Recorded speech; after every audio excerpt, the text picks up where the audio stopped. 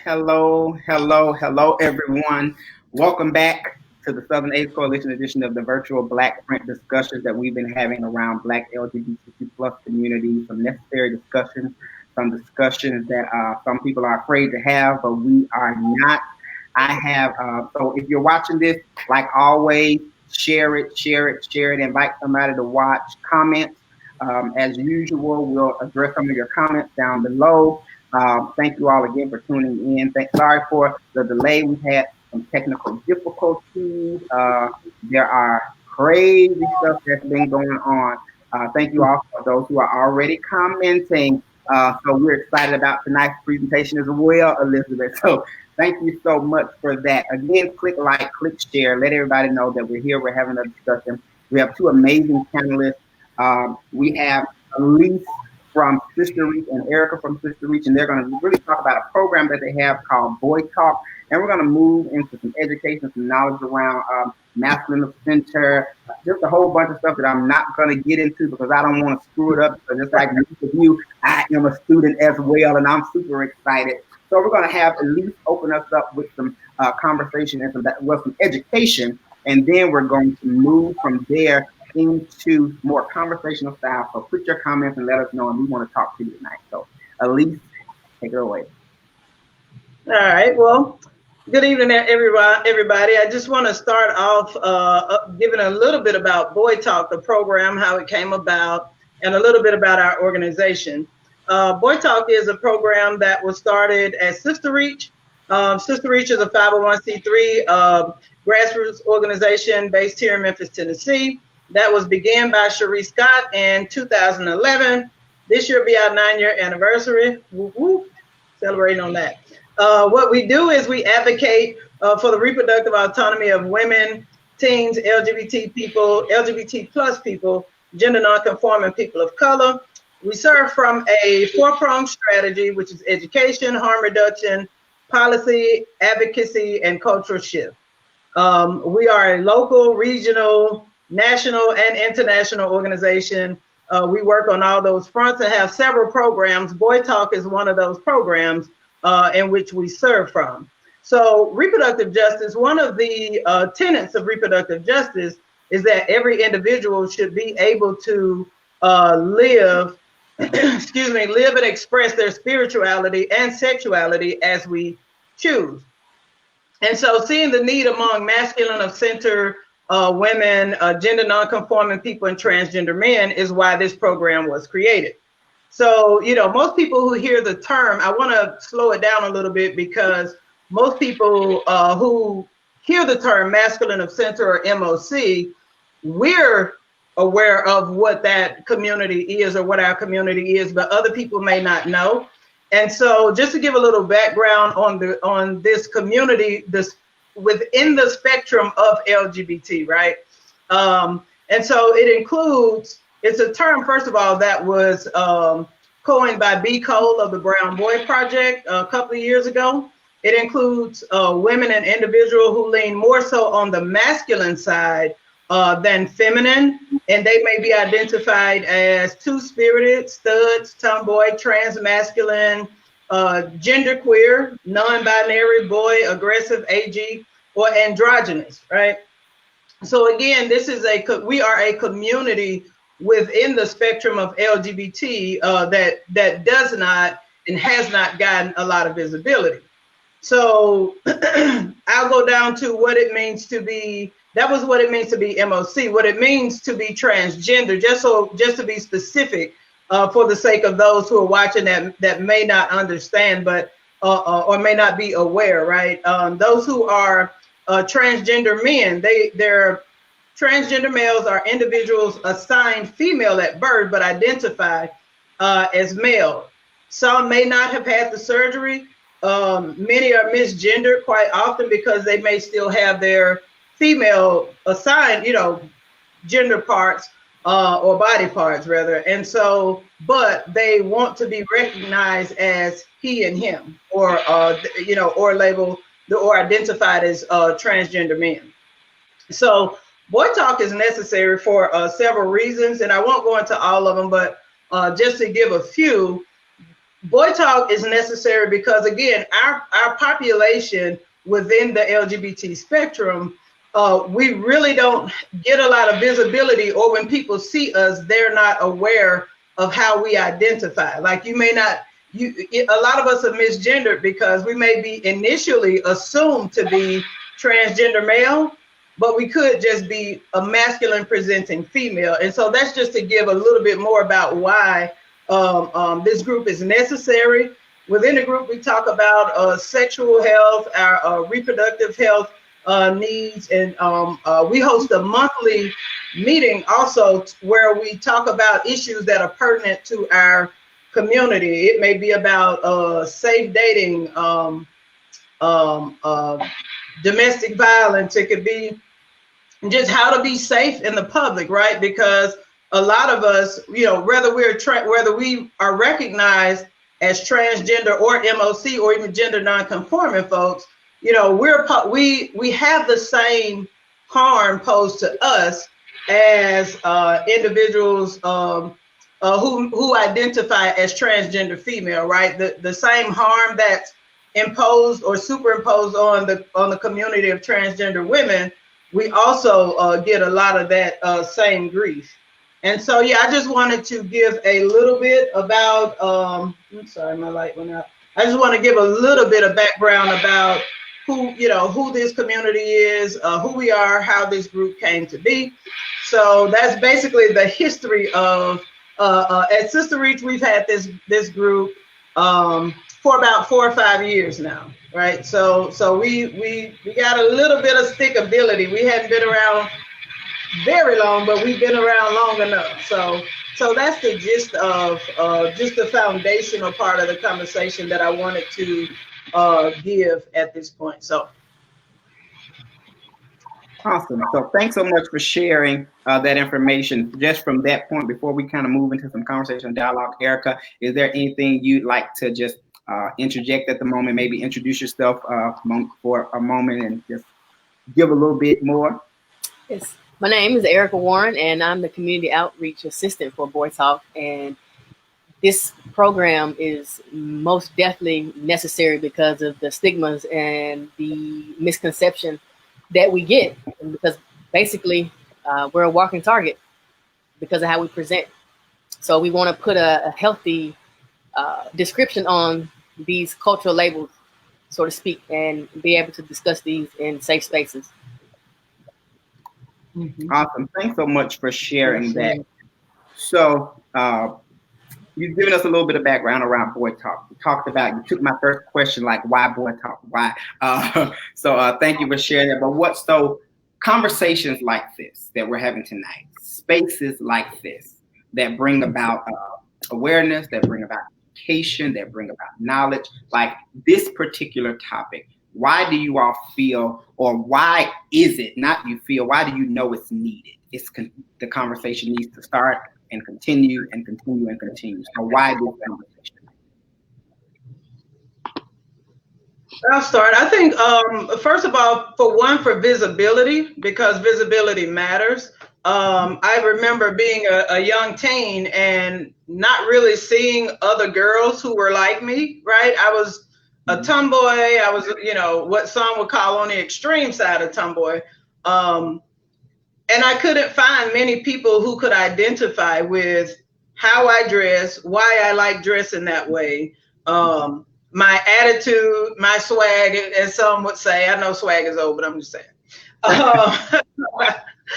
It's an old terminology, but yeah, I think to be that example, or to be the visibility that some little girl of color needs to see. And within the group, again, we have gender non-conforming folks and transgender males.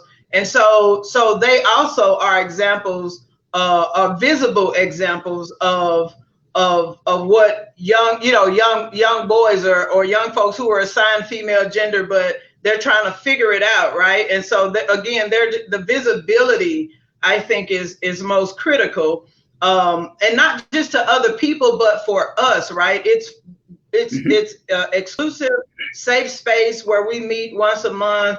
You know, we have different events to where, you know, we meet. We have we have days of service. We have different events where we can come together as community, because before BOITALK, for me, there was no community, right? I might have met a person or two at the club 10 years ago and we're still friends, but I didn't have the community that I have now in BOITALK, and having somebody who understands my perspective as a single person and in relationship, right? Being able to have different conversations around my personality and character, where somebody else understands my response or my perception of what's happening in a relationship. And so I think all of those things matter. But even around, again, the sexual health and repro health, like these are conversations that we have about dating violence or dating safety or domestic violence. Like, these are really critical conversations that has to be had. So I think that is why this group is most important, of why it exists, to serve, again, a community that rarely gets any publicity, right? And I think the one or two times that I did see publicity was more so around the transgender male or MOC woman or gender nonconforming person who had been murdered, right? We see people like us, walking past us every day, but in the news, right, publicly, we don't see much of our own community. So visibility, I would say, is the most important thing, and visibility not for the sake of anybody else, really, even though other people do benefit, but visibility for our sake. Got it. Awesome. Yeah. Thanks for sharing that, Erica. Yeah, to piggyback on what Elise said, it's basically an avenue and advocacy, because growing up, there were no examples for me. Like, I had Queen Latifah and the Brat, but I didn't even know that they were gay, but it was a kindred demeanor that, but now everything is coming to frustration. Like, yeah, that was my role model. It cuts down on a lot of the trial and error, because this is a group that's very resourceful. And I say it's an assembly line of just resources that you may need, like Elise said, from your mental health all the way down to your physical health. And that includes, being progressive and making sure that everything is working okay, but not being afraid to actually go to the doctor because of how you present and thinking that you'll be discriminated against. So, there's, like I said, there's resources that we can outsource to make the community feel comfortable.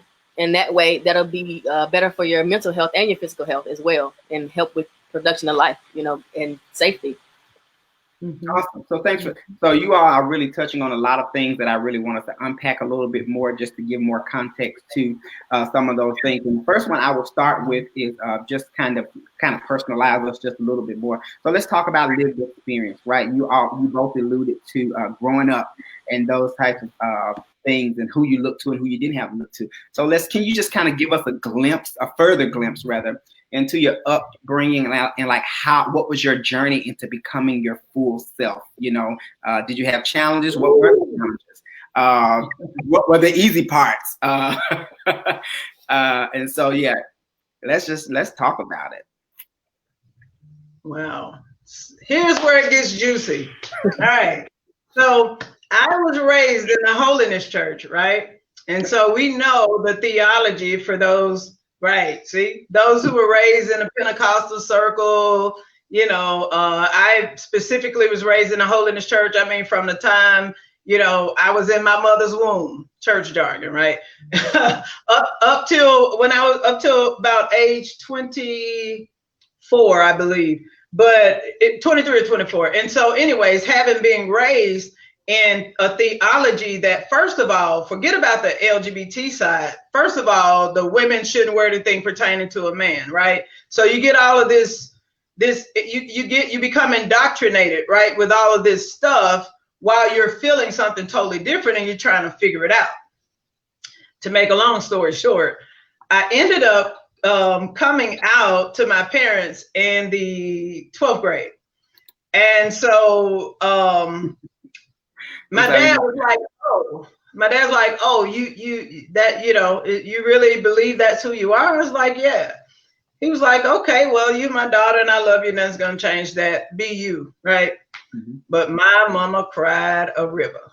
Because mama is missionary evangelist and she doesn't evangelize the community, right? So, but then you got your daughter that shows up that's showing up publicly dressed alternatively is what they called it in the church, or dressed like a man, And so, it was really difficult.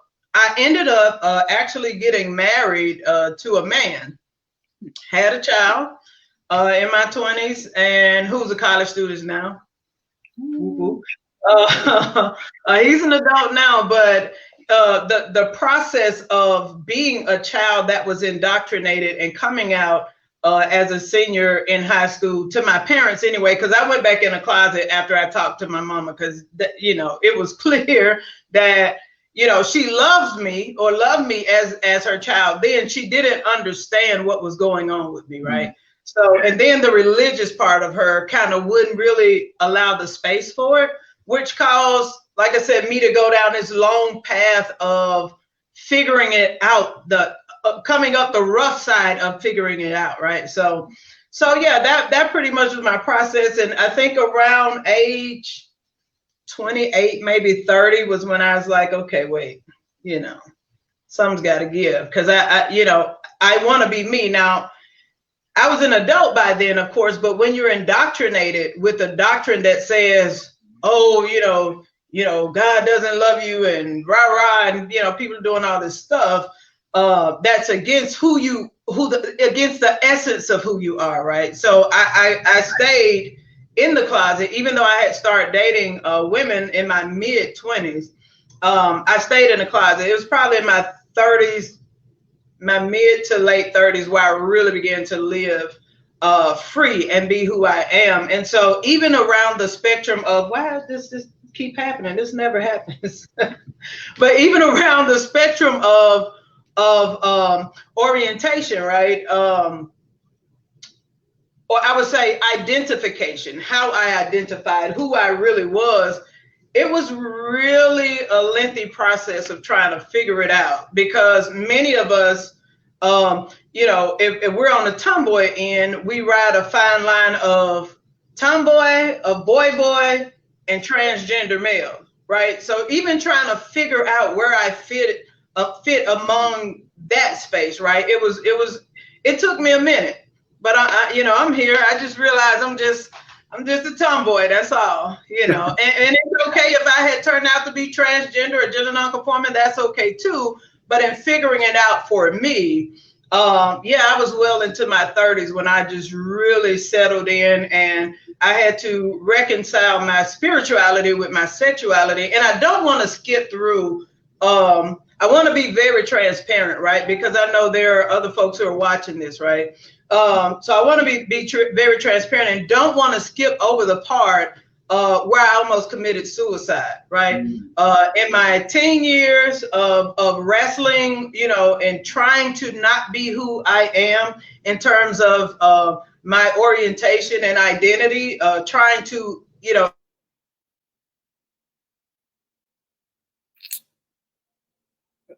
Bro, Eric, are you there? Yes. Yeah. I guess I'll pick up where she left off. I was raised in the church as well, but it wasn't under the strict leadership of that. But I was raised by my grandmother for the earlier portion of my life. So it was one of those things that if they saw the demeanor, because I didn't like to wear dresses, like I cried and kicked and screamed bloody murder. But from that, being forced to have I guess I wanted to say being forced to wear a jacket that doesn't fit, being all the way up until high school. It was like, dressing feminine, not being comfortable, kind of, building up this. I'm sick of this. I'm sick of not being comfortable in the skin that I'm in because I'm forced to wear girly clothes because that's what my parents bought me, because at the time I wasn't buying my own clothes, so I had no say so. Right. So again, with what Elise said as well, I was kind of forced to go down a fork that wasn't really, supposed to be gone down, which caused me a lot of uncertainties. Coming up, when you're maturing and you're figuring this thing out, it's like you go with what you know. And again, if you don't have role models or examples, it's kind of whoever is in your circle is whoever is teaching you. Mm-hmm. So, I didn't have any tomboy friends. So it was like all I had was my brother. So I guess that was masculine enough for me, just to experience the things that he experienced, mm-hmm. And it kept me in a comfortable headspace of, this is cool. I just don't like to wear dresses. I can get down with climbing trees and monkey bars and whatnot. But, later on in life, dating heterosexually because of the religious bullying, I guess, like Elise said, if you're gay, you're going to hell, it's supposed to be man and woman, not man and man, woman and woman.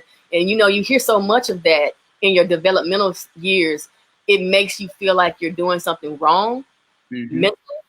But on the physical side, it's like, this is right. This is really right.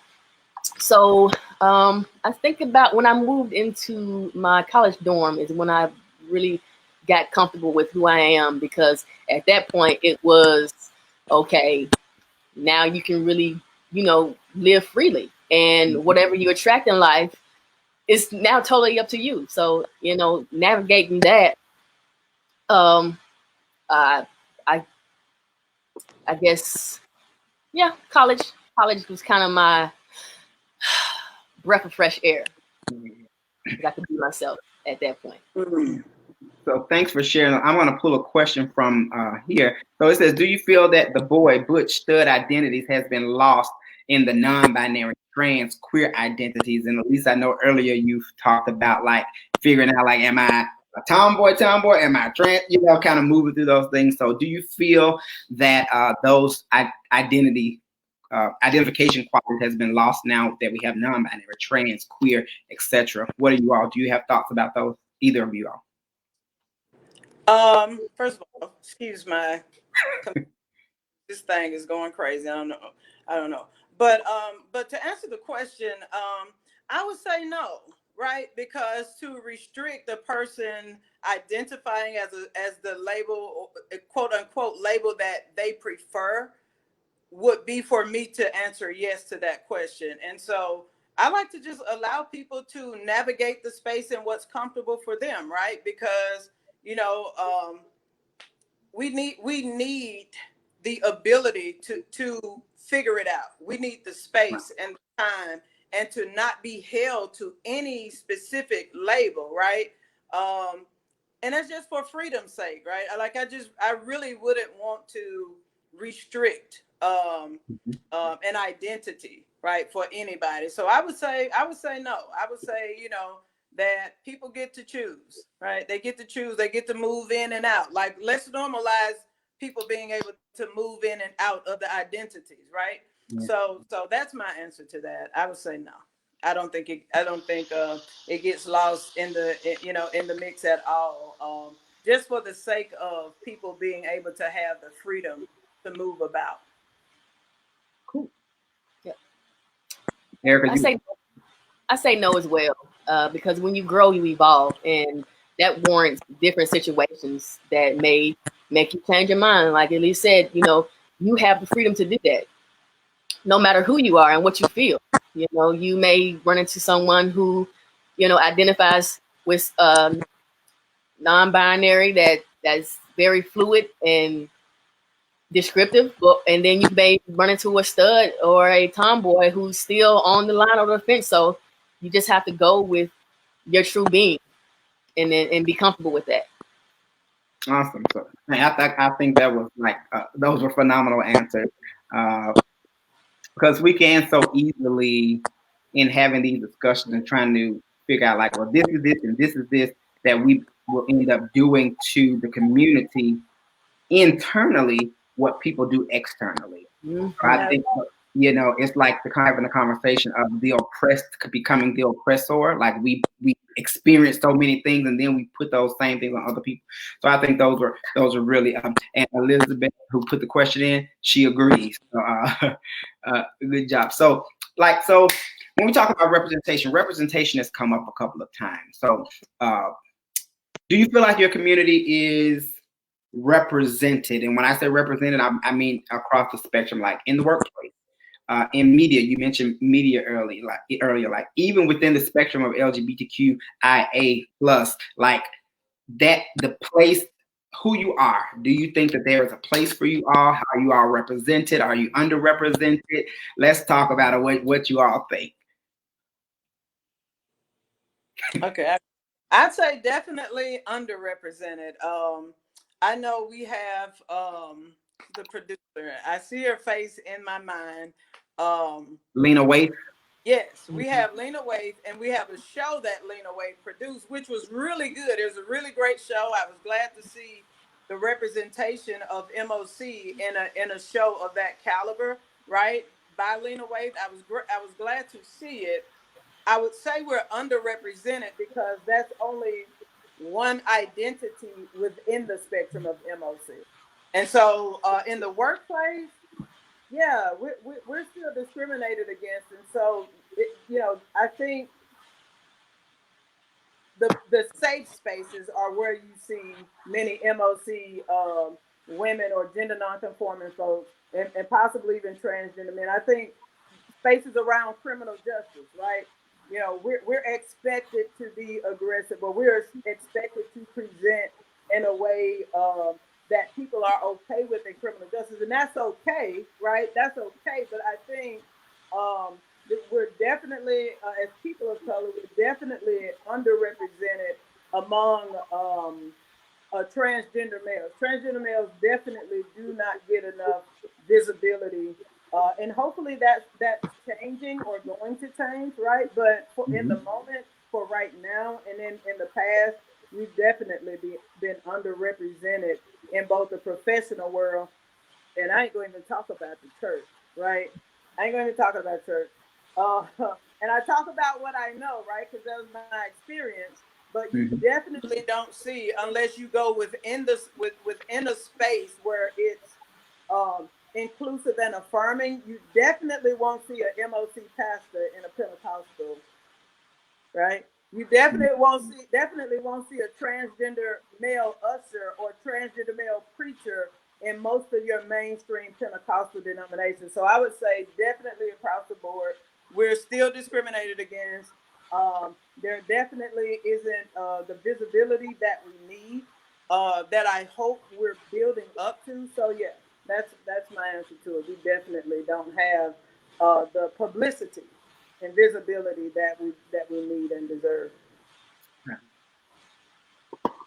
Excellent. I agree. Totally underrepresented. Totally underrepresented. Because again, you have to have that tenacity to go forward and just go head deep into what you believe in, because the people who hold these platforms and hold these spaces where we're not saturated are, trying to appease somebody who's judgmental, more than likely. And that way, they want our talents, but they don't want our face. They want our leadership, but they don't want our face, So it's kind of like, you can stay in the background, but don't come too close to light. And I believe that's, again, one of those areas of just basically being discriminated against, because you can look at a Butch or a Stud or, masculine center and say, yeah, automatically put it in category and say, yeah, no, we can't put you on the forefront. Right. So most definitely underrepresented. Yeah, so even talking about that, so we're talking about like physical presentation at the moment, right? So, in communities, there are varying presentations within one presentation. When you talk about L, lesbian women. There are multiple presentations of lesbian women. When you talk about G, gay men, you talk about same, that there are multiple presentations. So in some groups, there are you're this and I'm that. So we don't fool with you, or I only speak with the people that are like this. And if you're like that, you can't do me. We can't do this. Do in the lesbian community, the L. Is that appropriate for me to say? In the L, right? That's fine. Okay. Is that okay, Erica? All right. Do so those who are MOC, masculine center, masculine presenting, versus those who are femme, those who show up in the natural or the expected woman aesthetic or presentation. Do you all have those kind of internal discussions, or who's who, or like, if you're not this, I don't fool it. I'm not sleeping with no butch, or I won't, there are a whole bunch of terms growing up, and so I'll be 37 this year, so my terms kind of go back a little bit. I'm not an 18-year-old, so there are lots of terms that were used growing up, like, and that I heard, right, that describe masculine of center, what we know now is masculine of center, and that describe lipstick, for lack of better words. Right. Do you all have those different dichotomies, those different dynamics? How do they show up? Are they good? Are they negative sometimes? How does that work? Either one can go first. Well, yes, we do have those things. Because again, there are different preferences within the lesbian community. There are some women who only like feminine women. There are some, MOC folks, or studs is the most common term that's used among studs, who prefer other studs, right? They may not prefer a feminine presenting person. Some may like, we're adults, some may like sex in a certain way, right? When others may frown up at sex. You have some MOC person and femmes is what we call them, who don't like oral sex, right? Or don't like to be penetrated. So yes, we definitely have what some may draw up at and say, oh, ew, gross, but again, it goes back to preference, right? There are folks who prefer different things, and it's okay. Like I'm okay with people not preferring my type within the spectrum of MOC. Now, what I do have a problem with is somebody who wants to secretly see me because of how I present, which happens quite often, right? It happened quite often. And happens quite often. I remember one time I had a friend that I had lost contact with, and after years of not seeing her, I contacted again. So she's like, "Oh, well, I saw you on Facebook, and yeah, you kind of look like a dude now, right? Or at least you dress like a dude." And so I was like, "Okay, like I'm me. Like what's up?" But she only wanted to hang out in either at her house or at mine, because she feared that if she hung out with me in public, like, people would think that she was a lesbian or that we were together. And I'm like, come on, man, that's I get that. Now let me be clear, I do understand that, because we still live in a society that is very biased and discriminatory and very judgmental, right? That's why we're having this conversation, and it's our lived experience. And so I do understand that, but if we're friends, no. So yeah, we definitely have that in our community. Yes, I would say it's a lot of selectiveness within the community, and it's kind of not fair. I guess some people get the idea that it's okay to discriminate within because, oh, I'm a lesbian or I'm LGBTQ, so I can do that, or I can say that. No, it's not okay, because again, being you may like stuff or stud or femme, stud, or like, it's okay. Be you. But that is most definitely an issue. But I think education and a little bit more transparency will actually help to navigate the discrimination within the LGBTQ, because what's understood is often misjudged. Got it. So these are great. These are great things. So we talk about, so we talked about a lot of things, right? So dating, you all mentioned harm, potential risk of harm and violence as a result of how you present, which is very reminiscent of a lot that's going on these days with particularly Black trans women and then the Black trans man, you know, so it seems like this community can't get away from violence, unfortunately. Would you kind of delve a little deeper into that, like how that shows up? Not what causes it, but what malfunctions within the person that caused the violence trigger some of those things, or why do you think that even is a thing? I would say most of the aggression that I get comes from men, right, around my age, maybe a little bit younger. And you know, the aggression is that I have something that they should have and they can't get, which may be a woman, right? Mm-hmm. When reality is that even if I wasn't the person that person was with, they still wouldn't be with the guy, right? But because I present in a masculine or aggressive, if I can use that aggressive way, right? It doesn't mean that aggression is my personality. So that's one of those things. It's like, you know, walking down the street and then a guy and this girl walking past me and he grabs her hand or he pulls her to her. I'm like, bro, she wouldn't make the cut if I was looking for somebody, right? And so it's that you have something that I should have, or you're attempting to take my place. So I'm gonna buck up and against you and do what I gotta do to maintain my sense of masculinity in a way of invisibilizing mine, or attempting to the violence to me is attempting to invisibilize MOC and transgender male and gender non-conforming folks who present the way we do. So yeah, I would say that's one of the things. Just one of the things, that being in a space where it's misinterpreted as I want to take the place of a man. Look, it's never been I don't want to take your place. I just want to be who I am in the space that I take up, which is my own personal space. So. Absolutely. That's great. I would have to agree too. You know, it's the I call it, like Elise said, it's the getting beefy. You know, it's like you don't even have to do all that because, again, I am who I am, and it's not an act. And it's not like I'm trying to be a man. It's just how I was raised. That's just how my demeanor is. Mm-hmm. And people, or mostly men, like the aggression comes when they see that, and I guess it questions. I guess our comfort questions, you know what I'm saying, their manhood.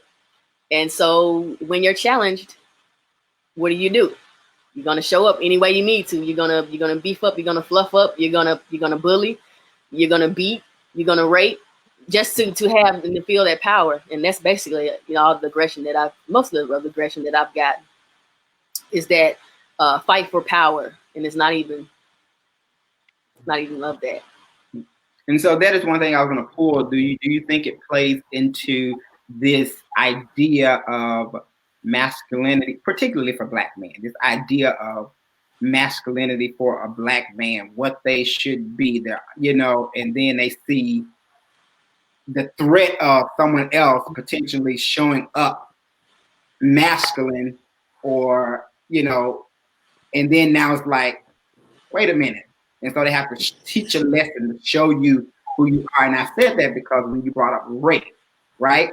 And in some of the experiences that I talked about with people, it was to teach a lesson, to show you that you are a woman, you are not a man. And is that, and this is a simple topic. So if you're watching advisory, you know, be warned, the R word just came up. And if you are, is there anything else that you want to share about that? Do you think those kind of play a role and go into what if it is something you all don't want to talk about? We can say that too. No, I mean, it's a topic that needs to be discussed because it's reality, mm-hmm. And I think that it's on a spectrum of trapping us in even a bigger box because of the fear of being tested. Someone may downplay who they really are because they don't want to even encounter those situations. Because truth be told, you can just be walking down the street or walking in the mall or Walmart, and vicious people are everywhere. Mm-hmm. Can't really hide from it.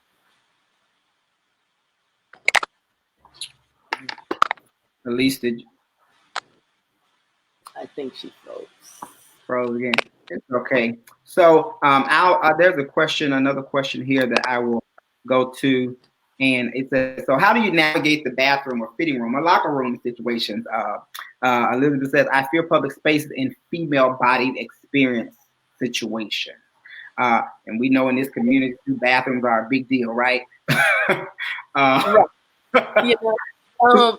Honestly speaking, if I have to pee, whatever's available, that's where I'm going, but I guess more on a public scale, that was speaking of like, how the clubs have male, female, or the more smaller public places that only have 2 restrooms, but they're still labeled. But as far as the public spaces and the only thing that comes to mind is like Walmart, Target. I walk into the restroom, and of course I get I belong here, it's that awkward moment where you're at the sink and you're washing your hands, and they look at you presenting as masculine as I myself, because I wear men's clothes. So you can imagine how that would present. So some people smile, some people frown, but my whole thing is I have one objective, and that's to relieve myself. Whatever you got going on in your mind, I'm sorry. I can't, I can't help that, but I'm beeline to the toilet, to the sink, to the door. So, and it amazes me that something that's just a regular part of the things that we all have to do when it comes to like LGBTQ plus people, that those things are actually things, right? The bathroom is a thing. You walking down the street and your authentic self becomes a thing. How you show up in a space with people who don't think you should show up that way becomes a thing. What would you say are the importance of like mental health as it pertains to living in your authentic self, living in your truth, but also having to navigate these systems that are patriarchal, that are rooted and based in fear or simple ignorance, the definition version of ignorance. So how important is mental health when living your authentic self and trying to move and navigate into these spaces? Wow. Mental health is something near and dear to me because your mental space is the foundation of who you are and the foundation of who you will become. So wherever you are in your headspace is pretty much your navigation. And it's, again, BOITALK advocates for mental health most definitely, because a lot of us suffer from traumatic experience. It doesn't necessarily have to be physical. It could be suffer mental, verbal, mostly verbal, and the mental abuse of having to live a life that was not destined for you. And again, a lot of us are still navigating who we really are. And it's very important to have organizations such as BOITALK, or being able to have access to a mentor or mental health relief, just to talk, because we're all searching for answers. And sometimes we have to backtrack and clean up some stuff and be reprogrammed to believe we are whoever we say we are and whoever we want to be. But that, I see a lot is damaged. So, you have to rectify. And I think mental health is an avenue to basically rectify, a lot of damage that has been done. And so just to kind of give a little bit more, at least to the question, it was like when we talked about living your authentic self and living in truths, a lot of times it becomes a thing. How you show up in a space is a thing. The bathroom that you use and the experience that you have in the bathroom is a thing. And then, you know, growing up in your family, growing up in church, you know, how important is mental health and the necessities of mental health when really on the path to becoming who you ultimately are. Yeah, so just talking about that, would you like to contribute? Let me just say this internet is messing with my mental health. I'm getting Comcast, I promise. But no, seriously, as far as mental health, I think it's critical. I co-sign to everything Erica said because, you know, again, you know, I'm a church girl, so it's with the mind that we operate, right? It's with our mind that we live and move, right? And so without being in a good place mentally, in a healthy way, right? We do harm to ourselves and other people. You know, it's a domino effect, right? Even in the way that we present, when we're not allowed the space or the freedom to present being who we are, as Erica was saying, like that causes issues, right? Some people now have PTSD as a result of being forced to be somebody they never were, right? So I think mental health is critical. Is a critical topic. One of the things that we're doing in Boy Talk over the next couple of months, and we did it for June and July, or July and August. You know, we covered what red flags look like in relationships. In July, it was about mental health and COVID-19, right? Because on top of us having to deal with being same gender loving folks, or you know, gender non-conforming people, or transgender males. On top of that reality alone, now we have a COVID-19, right? And so, so we have for the next couple of months, this month, the month of September is going to be about self-care. The month of October is the conversation that we have around the holidays, right? Because not only do we have who we are and the fact that many of us are detached from our families, because we may have got put out or disowned or rejected by our families for being who we are. Not only do we have that to deal with, on top of that, we have folks who have lost jobs, people who are unhomed or homeless within the community, and then the holiday blues on top of that. And so just to kind of get in front of, right, the issues that we already know we're going to face, that are added on to what we've already dealt with in this year that seems like none other has matched its destruction, right? So mental health is definitely a critical part of, and I would just admonish folks, because look, I don't have a stigma at all about seeing a counselor when it's necessary. And to be honest with you, I would say, especially for those who were raised in those harsh or really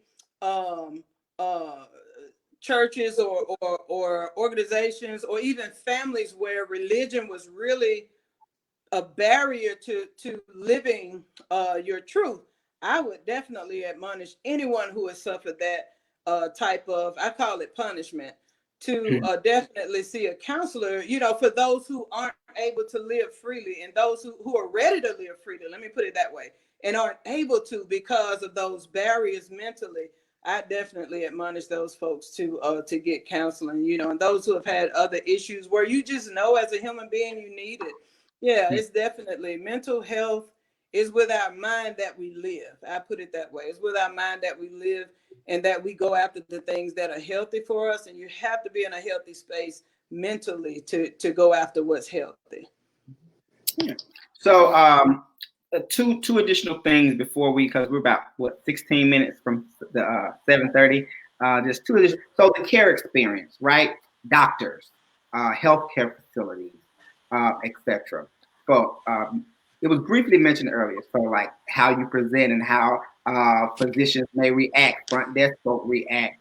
It's amazing how some of these, while a lot of us operate in different, like your experience is not mine and my experience is not yours, and you're this, so you have this privilege, and you're that, so you have that privilege.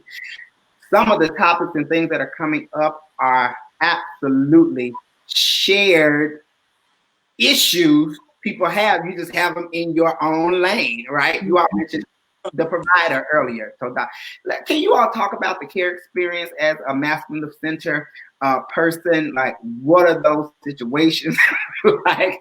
The importance of still taking care of the gyno needs, how people respond to you, etc. And then we'll close out with, I'll bring it up, like how someone that may not be in your area, but who needs a boy talk, how we can make that happen. So let's talk about care experience, doctors, providers, healthcare facilities, people who are supposed to be here to help you, no matter what you look like, how you present. You all can share about those experiences. Yeah. Okay. Well, for me, what comes to mind personally is me having a OB-GYN who it was an annual that I went in for, and I had already told her, look, she laughed at me when I went to her when I first started seeing her, and I said, hey, I'm a lesbian. There are just certain things that you're not going to have to check for, pregnancy tests, none of that.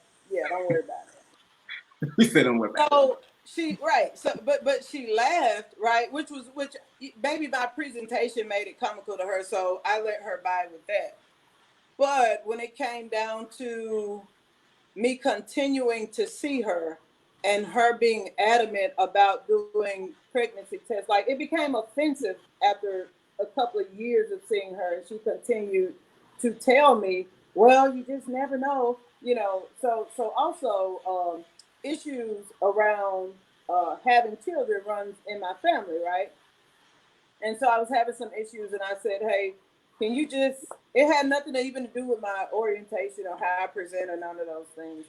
But I said, I asked her, I said, can we just talk about, having a hysterectomy or, doing something that's going to help give me relief, right? She said, now, after years of documenting in my chart these conversations that we have and had, she said, I can't do it because one day you're going to want to have more children. I said, how does that happen? Now, I know about technology, but as far as me and my house and my body, how does that happen if I'm a lesbian? And I've made it clear to you several times that's it. So it's the cultural or the lack thereof of cultural humility in the provider space. We live in the South, right? We live in a Bible Belt. And so, of course, a lot of people who provide medical services for us may just be a pastor. They may just be, a person who is religious and believes that they're sent to evangelize me, right? But no, like there are just some things that should follow us into medical providers spaces, and those are two of the issues I had, and it was with the same doctor who I don't see anymore. But that's just one example, right, of providers who don't have the culture of humility and don't even really want it, right? Even right. when you identify yourself to be who you are, they don't even really want to acknowledge who you are. So for me, that was the main thing. And I'm sure that across the board is one of the main things, that are problems for MOC folks, gender non-conforming folks, and transgender males. Like, respect who we are, and who we tell you we identify as, and proceed from there. We'll tell you what's comfortable and what's not. Wow. She says she cannot because one day you may want to have children. Okay. I had a bad experience with a male doctor. Actually, I was getting my Pap smear. I think I was probably in my early 20s. He had an assistant in the room. Of course, they asked the questions: are you sexually active? and the possibility you could be pregnant, X, Y, Z, what all the other questions actually. But anyway, during his exam, they push around on your stomach, push down, like press on top of your ovaries. And he was like, "Oh, you have very good stomach muscles." And I thought that was very inappropriate for him to be complimenting me on my body while there's a speculum of my vagina. And at the time, it was like, it really didn't register to me. It registered to me, but at the time, it's like, who do I outsource about issues like this? So it was kind of one of those, that situation shouldn't have fell by the wayside, but it did. And that's kind of discomfort is what deters people from going to physicians, because they don't, want to experience these disrespectful experiences. Basically, that's what it is. It's degrading and it's disrespectful. So, needless to say, I have a female doctor right now, she's actually really great, and she makes me very comfortable. And I'm glad to say that I found a physician that was most definitely made me comfortable. And again, BOITALK, if you need a physician, several can be referred to you. I found my physician through BOITALK, so I'm a living example. Awesome. We get you, but you need to these things, most definitely. And you can't let being fearful of having a bad experience not make you take care of your own body, because ultimately in the end, the individual is going to be the one that's suffering. Yeah. And it's unfortunate at times that you have to make those decisions of like, do I take care of my health care and have a horrible experience, or do I just completely not go anymore, and ultimately it result in maybe something that's not so good for me, which is why it is so important that we just continue to teach cultural humility. Cultural competence is a wonderful thing, right? But cultural competence is something people check off and say, yes, I'm competent in this. Humility says that I am in a posture to continue to evolve, continue to learn, because I've handled one MOC woman does not mean the next MOC woman is going to be the exact same when she comes in the door, and how I navigate those things. And I have to be flexible. I have to be moldable and bendable. That does not take away from who I am. It does not take away from my ability. It actually makes me a better professional. It actually makes me a better provider. And it causes the clients to be able to come back so that they can make sure that they are the best in the whole, their whole selves, right? So humility and competence. So thanks for saying humility, because I have those discussions all the time. I actually do trainings on those. So if you need trainings Southern AIDS Coalition.org, capacity building, that would be me. You were about to say, Elise. Put the plug in. It's needed. Yeah, so it's very necessary, because we can apologize all we want to about sorry you had to experience that, and I think so often in these communities across the whole spectrum, we have to always apologize for somebody else, for the experience that someone else caused. And it's just, we have to do better. People have to be intentional. Right now, we operate with a lot of willful ignorance, and people that just choose to not want to learn, choose to not want to know. And you all have talked wonderful things tonight. You've touched on some great things. We've talked mental health care experiences. And I think what this does is also bridges the gap to let you know that while you may not be a part of the same letter across the spectrum, some of the lived experiences are similar, and everybody is just trying to strive to be their authentic selves, to live their best lives, to be able to live, to do, to be, to experience happiness, to experience wholeness, to experience wellness, and to be able to exist, right? Not just live because you woke up and you went through your day, but to exist and flourish and be. So I think this has pointed out a lot of those similarities tonight, and this was actually really good, and I'm really excited that we got to have it. So, are there any additional thoughts that you all would like to share? We have a few more minutes, so if there's additional nuggets, that's church language. At least this last little nuggets, takeaways from tonight's message that people may need to know, or something that we did not cover something that we did not cover that we think is important to have covered?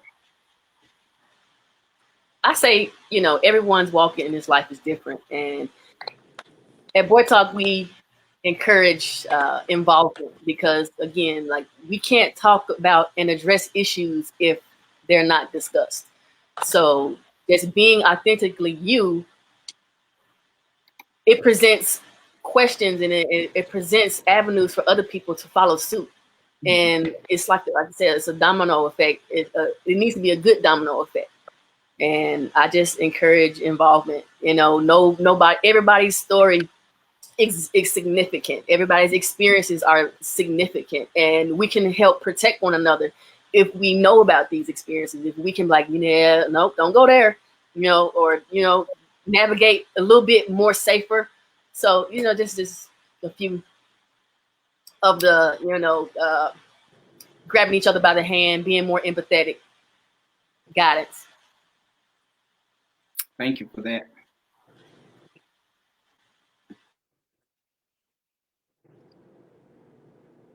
Elise, you got for me, I would say just, huh? No, I was asking if I think you may be on a little delay. Oh, okay. I hope it comes through well, being that this is the last point. I would just say to see people for who they are and to treat people like human beings. You know, one of the things my mom always taught us to treat people how we want to be treated. Yeah. I think if we do that regardless of how people present, then, we'd have a much better world. So that's what I'd like to leave, just be good examples, great examples to other folks, and to live and be free and be happy. Mm-hmm. So if people wanted to have something like Boy Talk, where they are there and they may not be in Memphis, is there a way for them? Is there a curriculum that you all have? Do you all have satellites? Do you build networks? Give us a little bit about that to close out, just in case people want to build a movement, this safe space, this brave space in their communities. I'd say Boy Talk is a mostly virtual platform. We do meet publicly. If there are folks who like to join Boy Talk, you definitely could, of course, search for us on Facebook, BOITALK. In the group, we have two groups, one public and private, because there are some people who may live in a manner where they're not out, right? For those who are who hadn't come out of the closet yet. So we like to create that safe space for those folks. And so just look for us on Facebook. We're there. If you like to start a group in your city, we're definitely down for that. Just reach out to me at Elise, ELISE at SisterReach.org. And we can make it happen. We definitely want to share this group, with other folks in a real and tangible way physically, because again, the visibility, it matters, not just virtually, but it matters in person. And so, yeah, we're on Twitter, we're on IG, so you can look for us in those spaces virtually also. But again, to get the gist of the substance that we offer, in terms of the monthly meetings where we talk about the issues that are pertinent to our community, definitely join us on in our Facebook group. Send us a request, we'll add you to the group. And again, it's exclusively for masculine of center women, gender non-conforming folks, and transgender males. Awesome. So thank you both so very much, Erica, Elise. This has been a wonderful time that we've gotten to spend together.